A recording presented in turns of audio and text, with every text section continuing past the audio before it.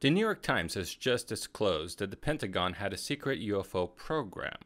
Now, who exactly would be piloting such crafts? And if these crafts are flying over our skies, is it possible that somebody could photograph one of these pilots?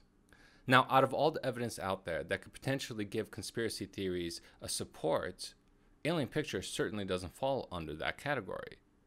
But is it possible, just possible, that a person could actually capture an alien in a photograph? Now, I promise you, I'm not the first one to believe in such evidence, but this one did catch my attention. So if you're curious about what this alien might look like, stay tuned.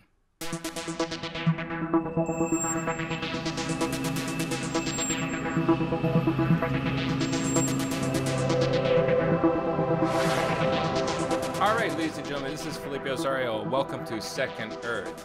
So I wanted to show you this episode because sometimes you get episodes that just kind of come out of nowhere.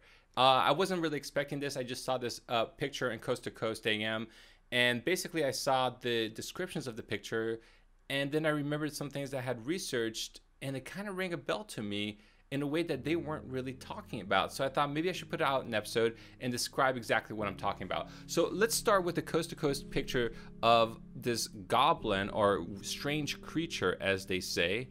So it says here, odd entity photographed during full moon.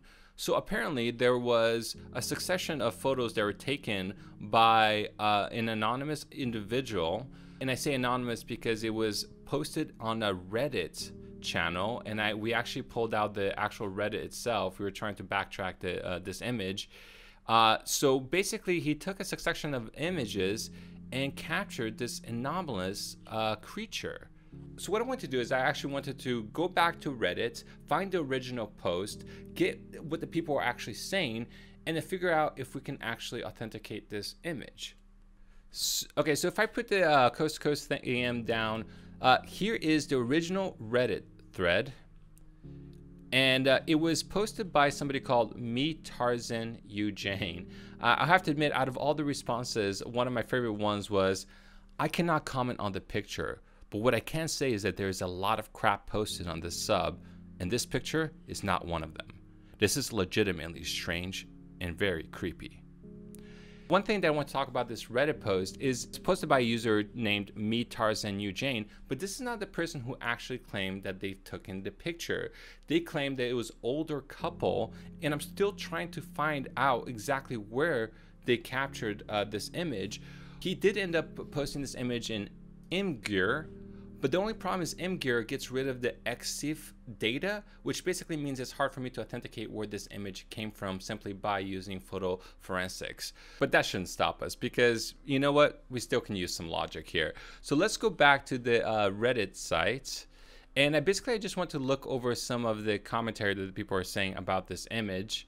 Interesting, it actually says here, somebody says photo forensics doesn't seem to indicate tampering. It's basically picking up nothing for that area. So let's take a look. Interesting. So somebody seems to have attempted to analyze this, and I guess that is the creature right there, but it doesn't seem like there's any tampering. So some people in Reddit are claiming that this is actually legitimate after doing some photo forensics. So a common criticism of this photo, it says here on Reddit, the moon has moved too much for it to be only a few seconds later. These were shot at least 2 to 3 minutes apart. I'm gonna be honest with you, when I did the photo analysis on Photoshop, and let's just go on to Photoshop and see what's going on with this alien. So here we are on Photoshop. When I did an analysis on Photoshop, what I realized is that this isn't like somebody taking a succession image on the exact same position. They seem to have rotated the position. Let me show you what I mean. So here's the first image, here's the second image. So what I did is I cut out the first image and I overlaid it with the second image, and let me show you what we get here. Look how, and I'm going to change the opacity so you guys can start seeing that. So you see that the pole is matching perfectly, right? But the tree is uplifted.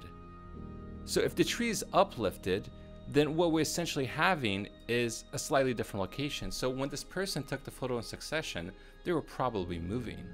And if they were moving, then that would be enough to explain the difference. And if you can see there, the shift in the moon, because the shift in the moon is a shift in three-dimensional perspective. So that actually kind of makes sense. What spooked me out about this image was, let me go to this other one just to kind of show you guys. This one, it creates a shadow over here. This is kind of like an enhanced version that we just did. We basically went through a whole bunch of filters, including image size, and just to try to get this creature to kind of pop out. And look what we got here, guys. This is pretty, I would say, if this is a hoax, this is a pretty remarkable hoax. I mean, this is amazing how detailed this is. And not just that, but look at the shadow. And I can promise you that shadow like this, where it goes around the grass blades and all the different textures, it's actually a very difficult thing to do in Photoshop. You have to really know what you're doing. Outside of that, I wanted to point out, look what's going on with the feet. So after doing enough filters, we're able to separate the feet from the grass. Look at that. Do you see what's going on with the feet? Let me zoom in real quick. It looks like it has 3 toes. Now, this may not seem important to you guys, but there's a lot of details in this image that is adding up to some things that I've researched that's starting to spook me out a little bit. For example, what the hell is this? Why does it have some turban-like object in its head? And I'll be honest, when I first saw this image, right, the first thing that popped in my head, if you guys have never heard of this, was the Varginha UFO incident in Brazil. The Varginha UFO incident in Brazil was in 1996, where a number of residents in the city of Varginha in the state of Minas Gerais, they apparently witnessed some goblin-like alien foraging through the town. And it was witnessed most famously by 3 young sisters that had been taking a shortcut through the woods. And no, this is not Little Red Riding Hood, I promise you. And, you know, the most amazing thing about this Varginha case is the alien itself. Because one of the descriptions in the alien, if you notice this picture, what's very strange is the eyes, right? You see these red glowing eyes. Well, sure enough, in the Varginha UFO incident, the alien that was spotted by many residents had glowing red eyes. And not just glowing red eyes, but it had a very elongated, protruding head. And let me show you a picture of what I'm talking about. Check this out. Look how this thing has horns, right? And this really gets me thinking about the whole concept of demonology, the idea of the devil that has horns, that has red eyes, you know, and so I'm thinking, if we can say that this image is a legitimate image, are we talking about the same alien that was spotted in 1996 in Brazil? Now, if you guys think that the Varginha case has no merit, let me show you something that might blow your mind a little bit. So I discovered that there was a doctor who actually dealt with a young military police officer from Brazil during the time. And this this man, Marco Elishadesi, he apparently died at the young age of 23 from some kind of infection. Now, for a long time, the sister was looking for the doctor and was having a difficult time finding the doctor because he had apparently been transferred. But the doctor did come out later on through a ufology publication in Brazil and actually had an interview about this case. So I wanted to highlight a little bit about what the doctor said. His name is Cesario Lincoln Furtado. One of the main things that he mentioned that kind of shocked me in this interview is, it says here, the main point, insists Dr. Furtado, is that the cause of his death has not been clarified. So basically what ended up happening is that this young man was transferred to a military hospital after he started getting some lumbar pains. And the lumbar pains, they thought it was some kind of like infection, so they gave him some antibiotics. But eventually the antibiotics wasn't enough because they realized he was being poisoned from the inside, from his blood. Now, what the doctor couldn't understand is how a healthy young man who never had any kind of immune disease could suddenly be attacked by an immune reaction, like a self-immune, because basically it was his own white cells that killed his red blood cells. So the doctor says here, he never had in any past any difficult treatment that could have caused immunodeficiency. It cannot be congenital either, because if such had been the case, he would have not reached the age of 23 in good health. This is why we can affirm that his immunodeficiency was acquired, but we don't know how. His death was not caused by pneumonia, neither by a urinary infection, nor by sepsis. And then the interviewer later on asked him, could you see the body? And the Dr. Furtado surprisingly said, no, I could not, and it's not usual. After his death, the body is taken for an autopsy and there's no other recourse. After a person is deceased, you inform the family. In the case in question, I was not even the person who did that. So apparently this doctor who had treated this young military police officer who came in contact or might have come in contact with this alien, this patient was transferred to a different doctor after death, which, as he's claiming, is not usual. Another interesting thing that was revealed by this doctor, the interviewer asked, do you see other interesting aspects to mention about the episode? And this is what the doctor says. Listen, there's that story reported by the family regarding the capture of the being, about which I don't know anything, but we don't find any rational explanations for his death of this boy, because it was terribly fast. You understand? Hink, hink. So I think the doctor is basically saying that this disease, there is absolutely no explanation of how 3 different bacteria can harm a healthy young 23-year-old man with an autodeficiency disease, because as it says here, the main point is that the death cannot be identified. It was true mysterious how an autodeficiency disease could come about from the outside. So having heard about the rumors of these potential alien beings, the doctor was kind of hinting to the interviewer that, hey, I treated the patient of a military police officer who was, according to a lot of rumors, had touched this being without a glove.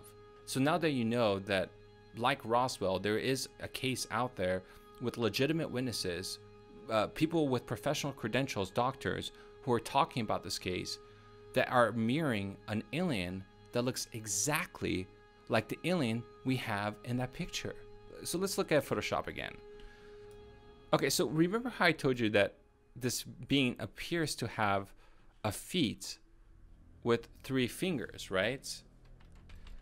What I found so interesting is if you look at Babylonian mythology, you have a strange creature named Ishtar. I'm sure many of you are familiar with this, but let's just go ahead and show you Ishtar real quick. This is Ishtar. And what I find so amazing about her is the symbolisms that are associated with her, which in previous episodes we had made the point that could possibly signify the symbols of the dragon. And the dragon has historically also been associated, as we reported in our episode, with aliens. So as we see here, what I find so interesting about the statue is that the previous versions of this one, let me show you what that used to look like. Looks something like this. Inanna Sumerian. Well, they're showing the Babylonian version over here, but if we actually put like a, let's say, statue, this maybe it's city of Ur. Let's see what we got here. This is the one I'm looking for. This was discovered in Iraq. The city of Ur was apparently supposed to be the city of the gods, where the gods actually resided. And what's so interesting about the statues is they have actual like physical babies that they hold. Look at this. And not just that, but look at its head. Are you witnessing this? And according to the legends that I read, the Babylonian legends, the reason why these gods wear these headdresses is because they don't want to frighten the people of their horns. So, check this out. Here's the Babylonian version. It's one of the oldest figurines in history outside of like the Venus figurines and artifacts from Göbekli Tepe, which is a 12,000-year-old site in Turkey. But what I really want to show you was not just the turban-like hats that it uses to hide its horns, but I wanted to show you its feet. Its avian, 3-toed feet. Avian, three-toed feet with red bulging eyes. Some type of turban-like object covering. Now, if we were to assume that this alien could possibly be the same alien as the one from the Varginha case, a turban possibly covering its horns. Are you guys starting to get the big picture here? Look, we're trying to confirm a picture in which people are saying is goblins, and we're trying to connect it with the historical context that we've already built upon this channel that we understand could verify or at least signify the presence of aliens in this planet. I think that this is an amazing form of independent confirmation if you can stretch it to say it is a form of independent confirmation. But what I find even more interesting is that if you read Sumerian poems, okay, they talk about a screeching owl that flies over your homes, and it has red BB eyes, like red bright eyes, which seems to match the idea of the Mothman, right? So I just did a quick search of the Mothman and to see the images, and what shocked me the most, right, is this famous statue that was placed in one of the towns where the Mothman was spotted. And look at this. Okay, I'm just gonna take this and put it in Photoshop real quick, because I want you guys to really see what's going on here. Let's pull out this Mothman. Let's put him right over here. Check this out. The Mothman has horns. Not does he just have red BB eyes, not does he just have horns, not does it have an avian three-toed foot. So how many aliens do we have in this world that are being spotted? I mean, apparently we have some that are being talked about by Sumerians with red eyes. We have some that are talked about people from Pennsylvania with red eyes. You know, we have I just saw that there was another alien with red eyes that apparently was, I mean, we got what, like the Jersey Devil? Doesn't that also have red eyes? And then think about the Legends of the Devil. Do you think people just created that? You don't think people might have actually made that from some actual real context, from something that we had actually lived? I think one of the biggest fallacies in terms of mythologies, in terms of how of anthropological understanding, is anthropologists seem to believe that people just make up shit. That we're all like comic book writers, and everybody in the history of time is constantly making comic books. But I think that people tend to create nonfiction first before fiction. I think especially when you're talking about creation mythologies, that these creation mythologies where they're talking about different gods, these are not some Freudian manifestation. The specificity that occurs between different cultures cannot account for a simple mental construct. If Carl Jung knew that there were so many planets out in the universe, I'm really questioning whether he would have come out with his archetype theory, because his whole theory that every human being is afraid of a snake, that came from the actual evidence of noticing all these different cultures that are seeing the exact same thing. He couldn't get that. But he also didn't know that we had, billions of planets just like ours in this galaxy alone. He had no knowledge of that because this was like 60, 80 years ago. So the point is, there's all kinds of interesting correlations that we need to kind of analyze. And I'm not saying these are causations. I'm not saying that one means that the other has to exist.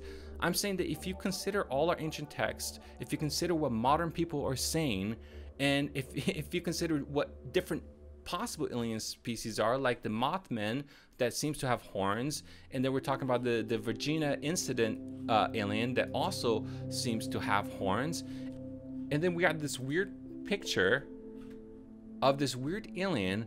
And it's weird because everybody doesn't seem to understand it. This came out in the Coast to Coast, and then went to the Daily Mail, and then I found out that it was in Reddit by that one user that I told you about, and nobody seems to get it. They're all talking about goblins. They're talking about leprechauns. Nobody's talking about the historical significance of the red eye. Nobody's talking about the historical significance of having avian feet. Nobody's mentioning the goddamn turban. Excuse my language.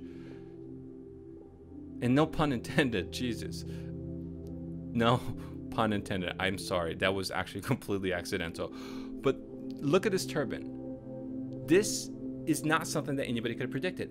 But in this channel, we could have predicted that because we already talked about the turban. We already talked about the idea of the hairdress that covers the gods, the horns of the gods. And I don't know if this is true, but I think I remember hearing this ancient mythology of Moses having scales and possibly horns as well.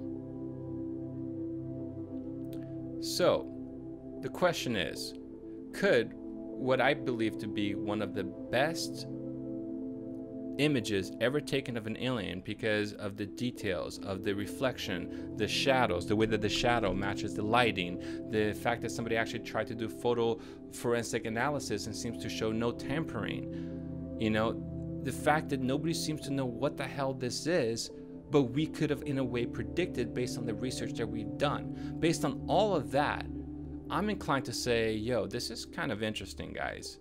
We should be looking more into this and seeing if these correlations have factual merits. Well, that is the episode for today. Hope you enjoyed it. So I'm going to put a question above. Do you believe this alien is real? Thank you so much for joining me. This is Felipe Osorio, signing out.